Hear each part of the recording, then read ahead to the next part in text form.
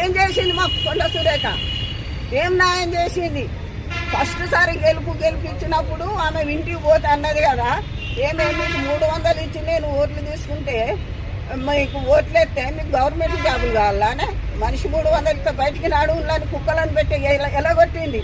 మేము మనిషి అయినా మేము నీతి తప్పలేదు.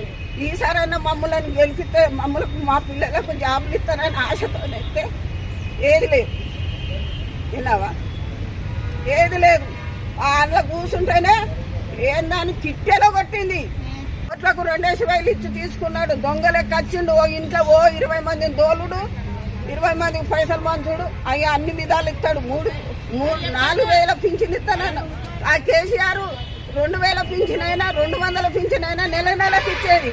ఇప్పుడు నెలల్ని 2వ నెలకు వచ్చినాక పింఛన్ ఇస్తాడు. ఆ 2,000 కేసీఆర్ 2,000. ఈయన వెడికి సుతం మాకు 1 రూపాయి పెంచలేదు.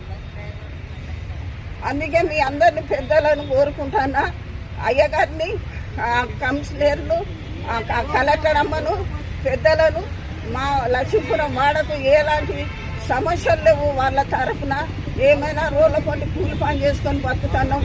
మా పిల్లలు బీకాంకు చదివిండు, ఎంఏలు చదివిండు, ఇంట్లోనే కూర్చున్నారు. ఆడోళ్ళు మగోళ్ళు వాళ్ళకి జాబులే లేవు. ఏం చేయాలి? చచ్చిపోవాలా చెప్పుండి.